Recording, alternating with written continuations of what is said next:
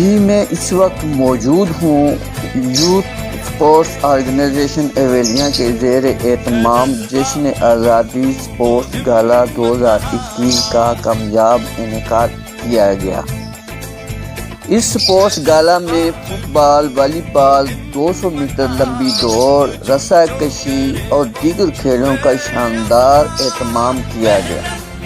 اس tournament میں Hazara division اور اویلیاں کی لوکل ٹیموں نے شرکت کی۔ اس ٹورنامنٹ کو آرگنائز کرنے میں سردار شوکت، پروفیسر رستم، قاضی عبدالوحید، چودھری مشتاق، منیر احمد خان اور یاسر خان نے کھیلوں کا میدان آباد کر کے جشن آزادی اسپورٹس گالا کی ایک نئی تاریخ رقم کر دی گئی، جن کا مقصد نوجوان نسل کو گمراہی سے بچا کر کھیلوں کی طرف گامزن کرنا ہے۔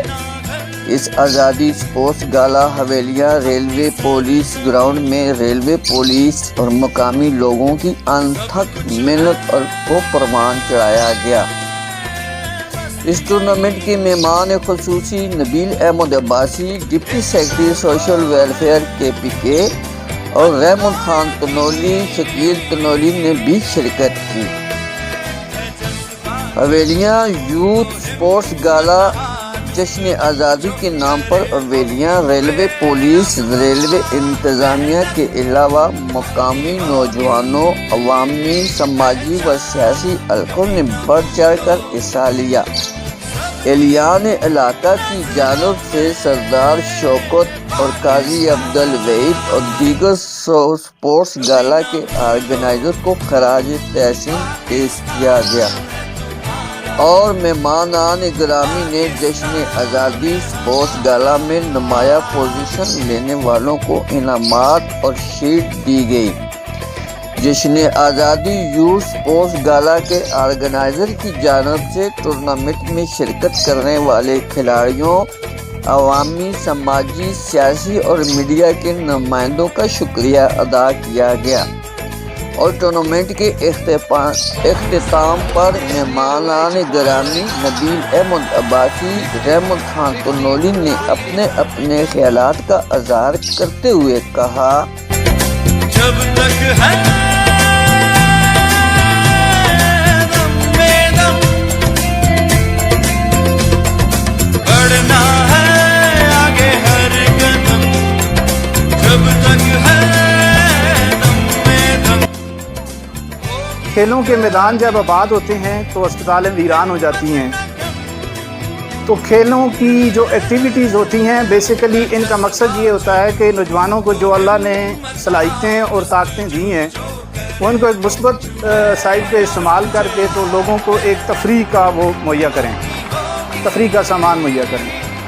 اگر نوجوانوں کی یہی صلاحیتیں اگر کھیلوں کے میدانوں میں استعمال نہ ہوں بلکہ کسی غلط جگہ پہ استعمال ہوں تو اس کا مطلب بہت زیادہ نقصان ہو سکتا ہے۔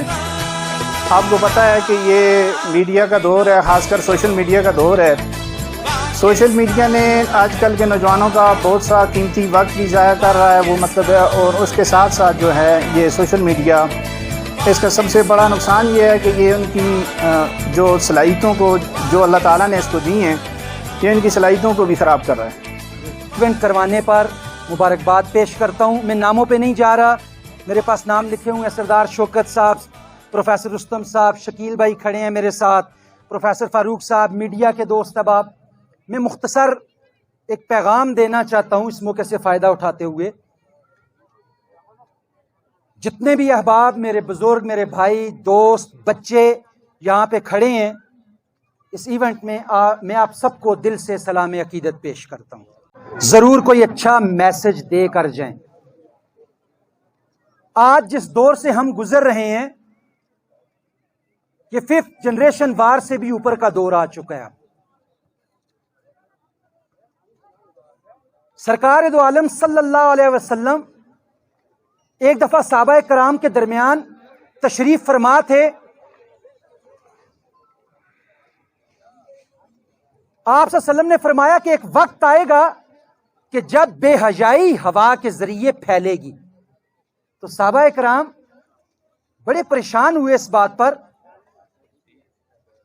لیکن میں اس حدیث کو پڑھنے کے بعد آج یہ کہہ سکتا ہوں کہ یہ وہ دور ہے جس میں بے حیائی ہوا کے ذریعے پھیل رہی ہے. ہماری نوجوان نسل، میں یہ میسج نوجوان نسل کے لیے چھوڑ رہا ہوں، جس کے لیے علامہ اقبال نے کہا تھا کہ اکابر روح جب بیدار ہوتی ہے جوانوں میں، نظر آتی ہے ان کو اپنی منزل آسمانوں میں. لیکن دشمنان اسلام نے جب یہ دیکھا کہ یہ نوجوان قوم پوری دنیا پہ حکومت کرنے کا فن رکھتی ہے، ان میں وہ جذبہ موجود ہے، تو ایک باقاعدہ ایک سازش کے تحت اس یوتھ کو بزی کیا گیا